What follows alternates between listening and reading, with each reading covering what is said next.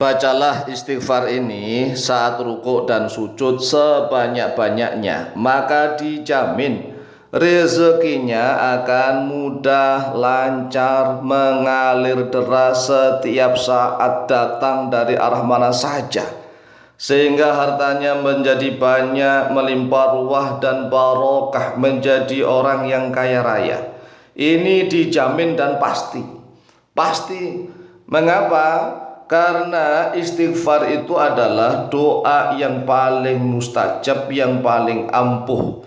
Maknanya istighfar adalah minta ampun, memohon ampun kepada Allah. Sedangkan orang Islam itu kalau kurang minta ampun, kurang memohon ampun kepada Allah, maka permohonan yang lainnya akan terkatung-katung. Permintaan yang lainnya akan sulit dikabulkan secara cepat, secara segera. Ini adalah rumus rahasia. Kan manusia itu banyak dosa. Sudah banyak dosa, mohon maaf nih, sering meninggalkan kewajiban-kewajiban, bahkan melakukan kemaksiatan-kemaksiatan. Ngebut amalan, minta ini, minta itu, minta ini, minta itu, wah terhijab. Terhijab artinya adalah tertutup, terhalang. Oleh sebab itulah pandai-pandailah minta ampun terlebih dahulu. Minta ampun terlebih dahulu. Setelah dosa-dosanya diampuni oleh Allah, maka suara hatinya akan didengar oleh Allah, karena dia sudah pandai minta ampun. Nah ini pandai minta rezeki, minta uang sana sini, tetapi dia lupa kepada dosa-dosanya, sehingga kalau diajak minta ampun malasnya sungguh luar biasa.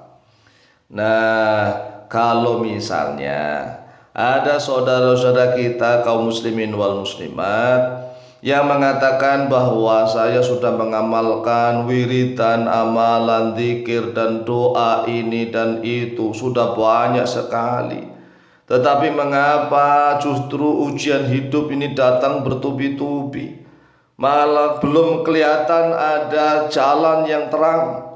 Nah makanya solusinya adalah minta ampun terlebih dahulu. Minta ampun kepada Allah. Sekali lagi ya, kita harus pandai minta ampun. Mintanya minta ampun, jangan minta uang, jangan minta rezeki, tetapi minta ampunnya kurang, terhijab, tertutup, mahjub.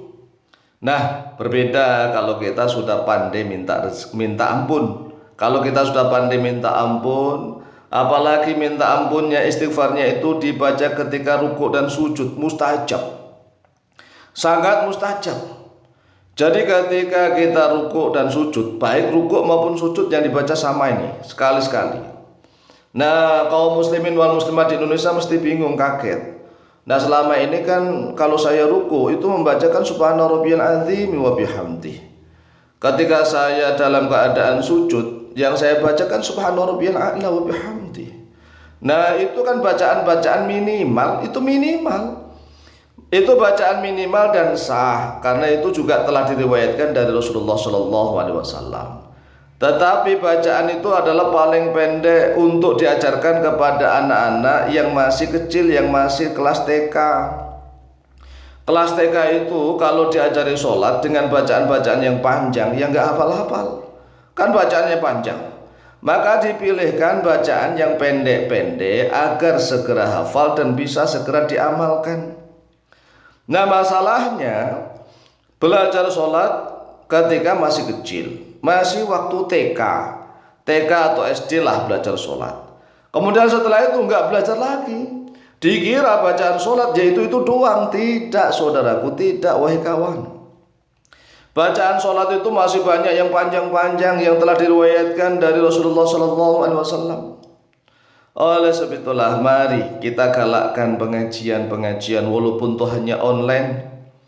Jadi zikir di dalam rukuk dan sujud itu banyak sekali ragam dan macamnya, jenisnya. Nah, salah satu yang telah diajarkan oleh Rasulullah SAW ketika rukuk dan sujud, Rasulullah membaca subhanakallahumma rabbana wa bihamdika allahumma ighfirli. Subhanakallahumma rabbana wa bihamdika allahumma ighfirli. Subhanakallahumma rabbana wa bihamdika Allahumma ighfirli. Subhanakallahumma rabbana wa bihamdika Allahumma ighfirli. Subhanakallahumma, maha suci Engkau ya Allah, Rabbana, wahai Tuhan kami, wa bihamdika, dan dengan pujian kepadamu, Allahumma ighfirli, ya Allah ampunilah untukku.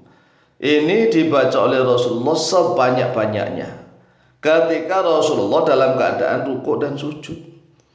Oleh sebab itulah ketika kita rukuk dan sujud sekali-kali, ya sekali-kali ditambah subhanakallahumma rabbana wa bihamdika Allahumma ighfirli. Subhanakallahumma rabbana wa bihamdika Allahumma ighfirli.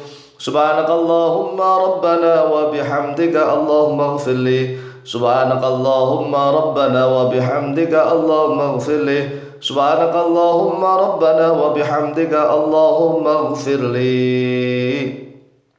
An Abi Hurairah radhiyallahu anhu qala Rasulullah sallallahu alaihi wasallam, aqrabu ma yakunu al-'abdu min rabbih wa huwa sajidun fa akthiru du'a.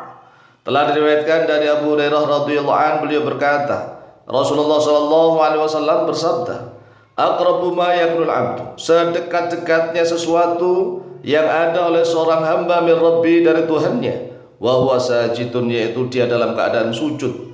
Fa'akthiru du'a, maka perbanyaklah oleh kalian doa ketika sujud. Akhraja Muslimun, akhraja telah mengeluarkan pada hadis Muslimun oleh Muslim nomor hadis 482. Wa an Aisyah radhiyallahu anha qalat, kana Nabi sallallahu alaihi wasallam yukthiru ay yaqula fi ruku'ihi wa sujudihi. Telah diriwayatkan dari Sayyidah Aisyah radhiyallahu anha, beliau berkata, adalah Nabi Muhammad sallallahu alaihi wasallam yukthiru ay yaqula, yaitu Rasulullah memperbanyak sekiranya membaca oleh Rasulullah fi ruku'ihi wa sujudihi, ke dalam rukuknya dan sujudnya. Apa yang dibaca? Yang dibaca oleh Rasulullah, subhanakallahumma rabbana wa bihamdika Allahumma ighfirli. Ini diulang-ulang berapa kali? Enggak terbatas, mungkin 100 kali, mungkin bahkan ribuan kali. Oleh sebab itulah jangan dibatasi, ya misalnya cuma 3 kali, ya boleh 3 kali, tapi kalau ingin lebih mustajab ya sebanyak-banyaknya. Subhanakallahumma rabbana wa bihamdika Allahumma ighfirli. Subhanakallahumma rabbana wa bihamdika Allahumma ighfirli, dibaca sebanyak-banyaknya ketika rukuk dan sujud. Akhraja al-Bukhari, akhraja telah mengeluarkan pada hadis al-Bukhari oleh Imam Bukhari nomor hadis 817, wa Muslimun, dan oleh Imam Muslim nomor hadis 484. Oleh sebab itulah baca dan amalkan subhanakallahumma rabbana wa bihamdika Allahumma ighfirli ini sebanyak-banyaknya ketika di dalam rukuk dan sujud. Demikian silakan diamalkan, insyaallah mustajabah biidznillah. Wallahu ta'ala a'lamu bishawab.